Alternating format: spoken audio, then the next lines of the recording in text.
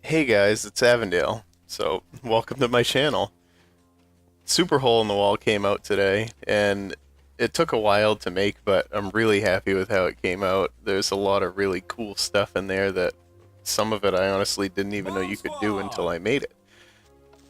I did the behind the scenes video for Hole in the Wall on the main channel, but that's not really the target of Nox Crew Presents. That's more cinematic, sort of finished product type of thing.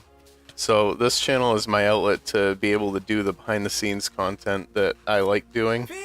So I'll be able to show off some more of my projects eventually, such as Joffrey's Chamber and some work that I'll do on Super Steve Runner as well. But for now, let's talk about Super Hole.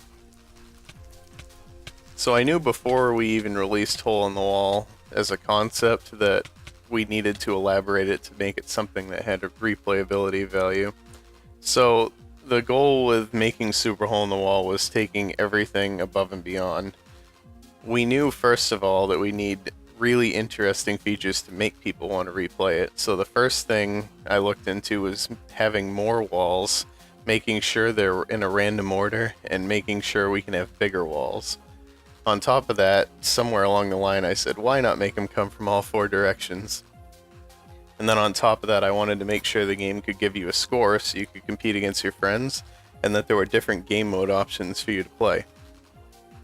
And obviously, we did the Booby Traps, which I'll explain more in a future episode, but those were actually an afterthought.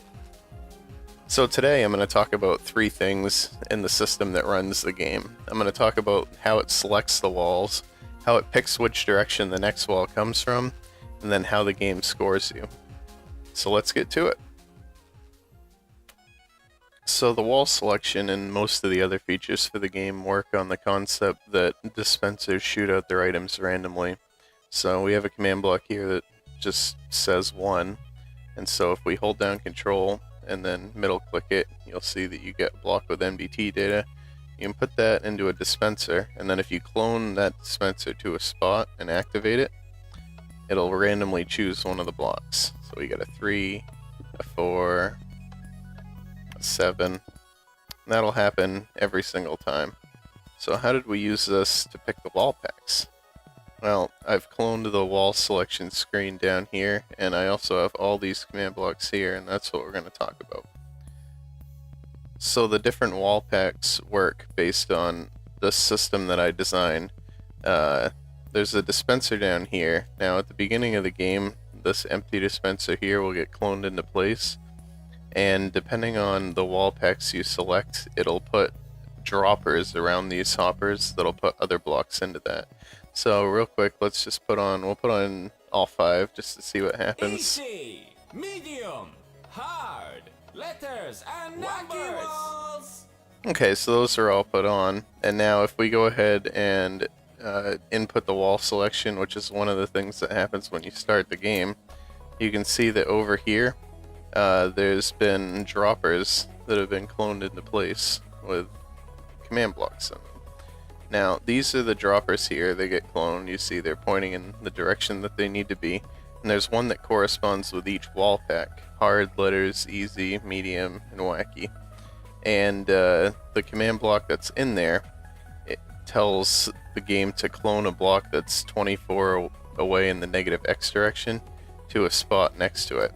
Okay, so let's look and see what that means. When the game needs to choose a wall, it looks at this machine right here. You see 1, 2, 3, 4. That corresponds to the directions that the walls come from. When it needs to clone a new wall for the number 1 direction, it'll place a redstone block here and run these commands. Now what does this do?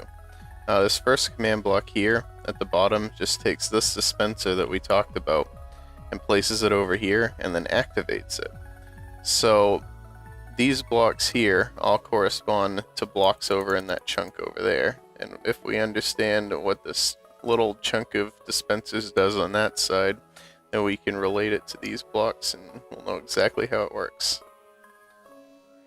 So we have easy, medium, hard, letters, and wacky. That just corresponds to the wall packs, and then we have the directions here, 1, 2, 3, 4.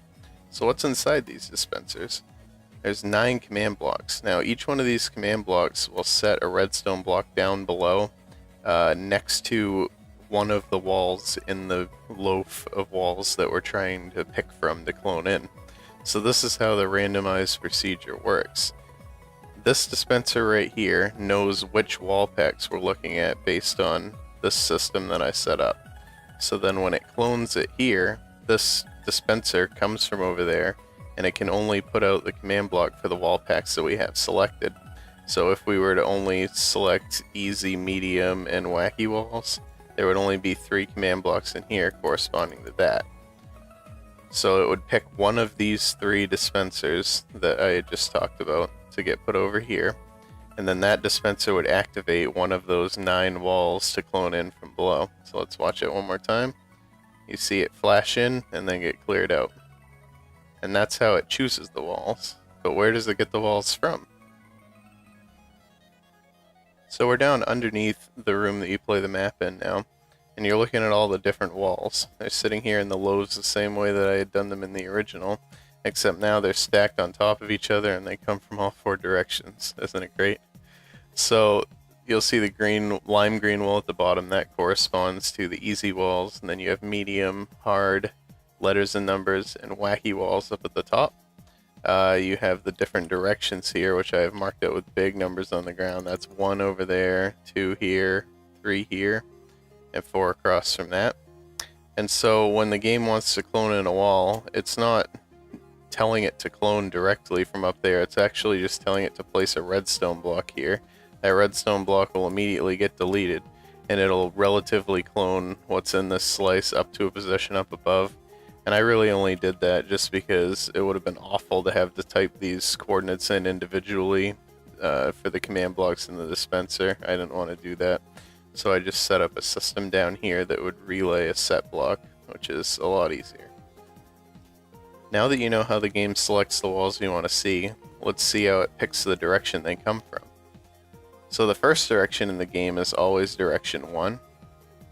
And that's just because it's easier to do it that way. So if we come up here, this is the strip for direction 1, and we'll quickly talk about how that moves. It's got a clone command in here, and what that's doing is if we look down below, you'll see 1, 2, 3 pistons there. It's just cloning that strip between those 3 pistons in place, 1 block at a time across it. It's delayed by 4 ticks in between them. I just did that because it was slightly faster than the command block minecart, and I couldn't get the command block minecart to be reliable if I sped it up at all. So it's cloning this wall back and forth, pushing it that way, and we have the green wall up here that shows it's a direction part of the command block system. And you'll see it says place directional dispenser and then choose the next direction. So when the signal goes by here, it tells the computer what to do down below. So back down here at the computer, you can see I have another series of dispensers set up just like before. I have their command blocks that clone them into place up there. And then over here I have the directional triggers. So this, if you trigger this, it starts a wall from direction 1. Triggering this starts a wall from direction 2, and so on. So when up there, when it says place a directional dispenser, what that means is it needs to pick from one of these 4 on the left which one to put in next. Now, why does it have to pick? Because if you had a wall come from direction 1 and you picked your next wall as direction 2, the 2 walls would smash into each other and stick together. And obviously you can't have that happen or it breaks the whole game. So when the wall comes from direction 1, it can come from direction 1, 3, or 4 the next time, but it can't come from direction 2. So when the wall goes by direction 1, not 2 is the dispenser that gets cloned over to here. So that iron block would be gone when the game's on. The game would clone that dispenser over into place, and then when it was time to trigger the next wall, it would place a block there, it would pick the next direction with that command block, and then delete it. So I'll watch that one more time. Clone it into place. Ah! what you'll see happen there is that the game is actually running right now because of how I started it. You'll see it gets cloned into place, spawns in the command block, and then there's a redstone block that gets placed to remove it. So we're down inside the game chamber right now, and you'll see that I've set up this box of stained glass here. Now this box represents the scoring area, and you need to be inside this area to get the point for passing the wall. The game checks that you've passed the wall in the first frame of the animation when the wall is past this. So if we'll grab a slime block, why not? And now if the wall was coming from that question mark over there, as soon as the wall got to this point right here, the game would check and give a wall point to every person who's inside this box. So we'll just go up top and see where it actually carries out that operation. Okay, so we're up on the direction 1 floor again, and we're at the spot in the line where it puts the wall just off from the platform and calculates your score. So there's 3 things that happen. This pink one is free-for-all modes, it'll give you a point. The yellow and blue one is for the team modes, and that sets a block down below in the computer, and I'll go show you that in a second. Then this third one over here is for Booby Traps, which we'll talk about in another episode. So let's go downstairs and see how that works. Okay, so this orange area is what calculates the team scoring, and that set block that it was doing was placing a redstone block here. Now what that's going to do if we look at the command is it's checking for anyone with an onboard score equal to 1. I have an objective set up that knows when people are on the platform. So it's testing for everyone who's on board and who's in the correct game mode, and we'll talk about game modes in the future as well. It's also looking at the blue team and then people who are in adventure mode, just so spectator mode after you lose doesn't get tracked towards your score.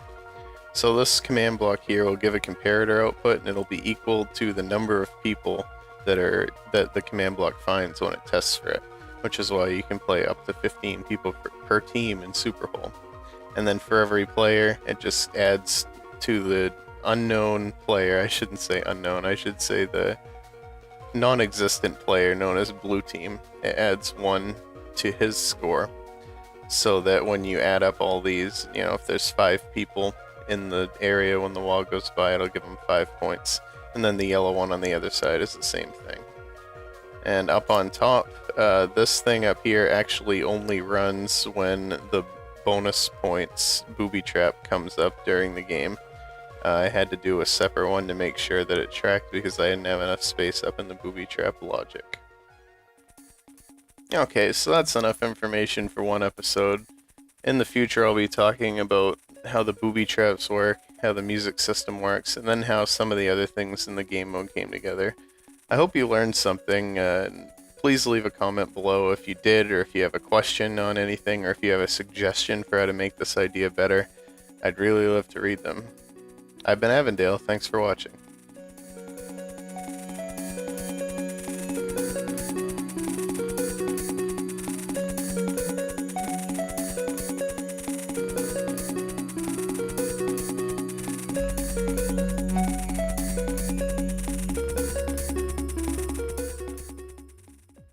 Some of it I honestly didn't even know you could do until I made it. I did the behind the scenes video for Hole in the Wall on the main channel, but that's not really the target of Nox Crew Presents. That's more cinematic, sort of finished product type of thing. So this channel is my outlet to be able to do the behind the scenes content, elaborate it to make it something that had a replayability value. So the goal with making Super Hole in the Wall was taking everything above and beyond. We knew, first of all, that we need really interesting features to make people want to replay it. So the first thing I looked into was having more walls, making that I like doing. So I'll be able to show off some more of my projects eventually, such as Joffrey's Chamber and some work that I'll do on Super Steve Runner as well. But for now, let's talk about Super Hole. So I knew before we even released Hole in the Wall as a concept that we needed to